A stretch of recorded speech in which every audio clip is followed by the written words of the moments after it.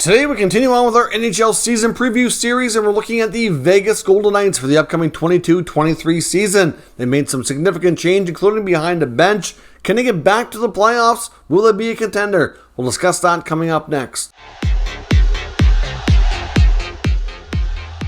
So welcome back to another video here at Top Shelf Hockey. As I mentioned, today we're doing a season preview for the Vegas Golden Knights upcoming 22-23 NHL season. So in case you're new to this series, we're essentially going to break this down into a couple different segments. First up, we're going to do a recap of the 21-22 campaign, take a look at some key team stats, analyze how things went a little bit last year, look at some recent history, coaching, all that kind of stuff. Then we're going to take a look at how the team has changed over the course of the offseason, take a look at players that are new to the team, who's no longer with the team. Are there any prospects who we expect to make an impact this year? And then we'll look at their projected lineup and discuss how this team is expected to do, at least in my opinion. So first up, let's recap 21-22. The team finished in fourth place, just missed the playoffs. They had 94 points with a record of 43-31-8.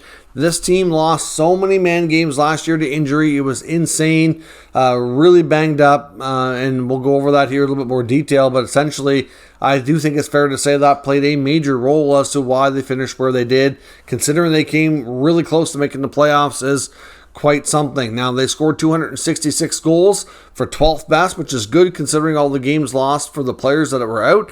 They gave up 248, which is 15th, so about league average. So nothing too bad there. Could certainly be better, but considering what they were dealing with, not terrible. The power play wasn't as good, and I think a lot of that was because of the rotating personnel due to the injuries. They didn't have a lot of their top guys for long stretches, so obviously that made an impact. 18.4% on the power play for 25th best.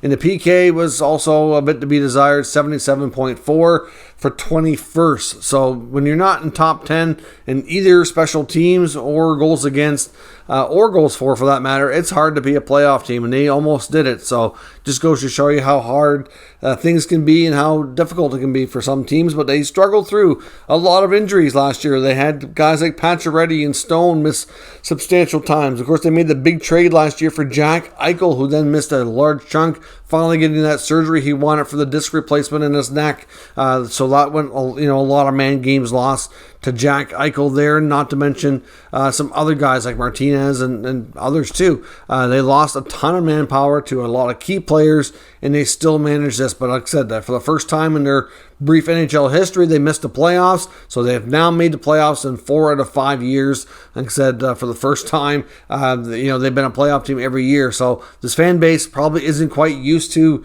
not having playoffs or to the disappointment of that. But it's something that over time happens to the best of them. Of course, they ended up making another coaching change. Even though they've only been in the league for 5 years, they'll now be on their third head coach. Of course, Peter DeBoer was dismissed, and they've now hired Bruce Cassidy, formerly of the Boston Bruins. He was in the Bruins organization for several years, including their American Hockey League team, and then in the Boston organization at the top level for a long stretch of time. So Bruce Cassidy enters his first season in Vegas. Of course, Kelly McCrimmon and George McPhee have been your management duo since the beginning of the franchise. In the beginning, of course, McPhee was the GM and McCrimmon was the assistant, and then they've later changed things to McPhee moving to president and McCrimmon being GM. So not really much of a change there, really. So now let's take a look at how this team has changed over the course of the offseason. Looking at first some key additions. Well, they bring in the current Ironman in the NHL, Phil Kessel, on a free agent contract. So he's expected to come in, hopefully be durable like he always is, and produce a good amount of offense. Probably going to get a top 6 opportunity, which would be good. Of course, the goaltending situation is a big question mark. They brought in some more depth in Aiden Hill, who comes over from the Sharks.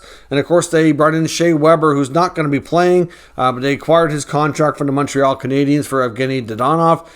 Basically so they can go over the salary cap, knowing that they have a major cap problem here on their hands and that they need to spend above it. And the only way they can do that is to have a contract or two like this on the books. Now, as far as key subtractions go, we saw the Vegas Golden Knights basically give away Max Pacioretty and Dylan Coughlin and a dump to the Carolina Hurricanes. They give them there for future considerations. No return, because they had to free up money they become cap compliant. So they're one of the top scorers gone with nothing in return. So that's not good. They gave away Evgeny Dadonov, as I mentioned, for the Weber contract. So no return there of a player who's going to play. Lost Matthias Janmark, of course, also in free agency. They basically couldn't afford to sign him either. So Pacioretty, Coughlin, Dadonov, and Janmark all gone, and they have nothing to show for it except a contract that they're going to use to go through the LTIR method of spending above the cap. So they got Aiden Hill for basically nothing, and they got Phil Kessel as a free agent. And that is it. And of course, they're also down some other players, though, that are not permanent subtractions, but due to injury, Robin Leonard will not play this year. Nolan Patrick will not play this year. His career might be over. And young defenseman Nicholas Hague, who's coming out of his ELC onto his second contract, still remains, as I record this on Tuesday, October 4th, is still unsigned. It's probably going to be a couple days before this is published to YouTube, so that maybe that changes. But as of right now, Hague does not have a contract, and it's not with the team. So they're going to be down, two players that can't play because of injuries and another that's unsigned. You throw Weber in the mix, they've got the Weber, Leonard, and Patrick contracts that can all go through LTIR, and expect them to spend more because they like to spend money in Vegas. We know. Do they have any prospects who can be in this lineup and have an impact? The short answer is probably not on a regular basis, but the long answer is yes, they do, and I think it'll be spotty if it was what we see. I think Jake Leschyshyn's one to watch. I think he got some games last year with all the injuries. I'm not sure that he'll be a regular, but if they run into any kind of injury problems this year, he gained enough experience that I think he'll be called upon as well. And I do wonder about Lucas Cormier and Brendan Brisson. A matter of time before they become regular NHLers, in my opinion. But I think they probably will get their feet wet a little bit this year and at least get some games while being some of the top players on their American Hockey League affiliate in Henderson. So what's their lineup looking like for opening night? Well, here's what I project right now. I think your top line is going to be Jack Eichel, Mark Stone, and probably Riley Smith. I need to spread some wingers around. That the wingers on the left side could be switched around, so we'll see. Could even be Phil Kessel over there, but I'm going to put Smith there to start. Your second line is likely anchored by Chandler Stevenson with Jonathan Marchessault and Phil Kessel. I think your third line is going to be William Karlsson, Michael Amadio, and Brett Howden. And your fourth line will be Nikolai Waugh, Keegan Kolazar, and William Carrier. So as I mentioned, you get Brisson and Leschyshyn in the mix there as well. So we'll see. They could be interchangeable with other guys, depending on how everybody's doing and how the management and coaches are feeling about things. And your bottom six. Your blue line is going to be Alec Martinez and Alex Pietrangelo, Braden McNabb, Shea Theodore. And to start with Hague being unsigned, you're going to have Zach Whitecloud and Ben Hutton be your top 6D, with I expect Logan Thompson to probably be the main goalie with Leonard being out. Laurent Brossoit also will be in the mix, but probably not ready to start the season, so I'm not sure when he's going to be involved. And then, as I mentioned, they got Aiden Hill from San Jose. So you likely have a goaltending tandem of Thompson and Hill to start the year. Now, can this team get back to the playoffs? And I do think it's quite possible. Not going to be easy, though. I think you saw teams like Calgary and Edmonton have strong years last year, and they have not weakened. In fact, you can maybe argue that they're both a little bit better. And, of course, you get Vancouver, who finished really strong. If they continue where they left off, they should be better. You get the LA Kings that were in the mix to finish third last year, are going to be probably at least as good, if not better. So Vegas, they've got it in tough. My biggest concern with Vegas is the goaltending.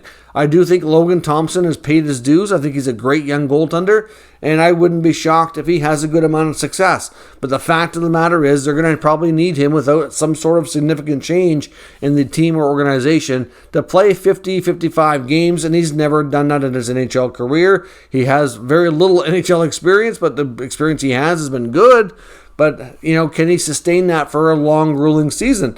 That's the part that I have concerns about. Just because it's an unproven commodity, not saying that he's going to do terrible, we just can't say based on history that he's going to do good. So that's a big, big question mark, and his level of success is going to be a big part of the team and how it does. When you only have Aiden Hill and an injured Laurent Brossoit playing behind you, to be honest, I think Michael Hutchinson's in the organization as well. There's not a lot of relief there. If Thompson is not doing great, who's going to take over for him? Like, there's not, another more experienced, proven goaltender that they can turn to. So I do have concerns there. Otherwise, I do think if they can stay healthy, that they're going to be, a pretty good team on paper here. I do think the fact, though, that their top six won't be quite as strong as last year. You get Phil Kessel in there. Max Pacioretty's gone. They're going to be good. I just don't know that they're going to be as deep. That's my concern. You get no Pacioretty, no Dodonov, no Janmark. And if you look at the names on the lineup card that's replacing them or not, that's going to be there regularly, I'm just going to say this team is not going to be quite as deep, and they might take a little bit of a step back, but at the same time, you're hoping that Mark Stone's back holds up, Jack Eichel does well. You can get those guys, that their offense should be comparable, if not better. But defensively is the big question here. I don't know. So to me, there's certainly some questions that we don't know the answers to, which is a major wild card for this Vegas Golden Knights team. I do think they'll be, at least as good as last year. I think it's going to be tight. It'll come down to the wire. But I don't know that Vegas getting to the playoffs is anything you can call a sure thing. It's possible with a couple of X factors in the mix, and we'll have to see how it goes. So let me know what you think on the Vegas Golden Knights. Let me know your expectations for this team down in the comments, and we'll discuss further. If you're new to the channel, of course, make sure you subscribe and stick around. We'll keep you up to date with the latest news, rumors, and analysis on all 32 NHL teams. Thank you for watching, and I'll catch you next time.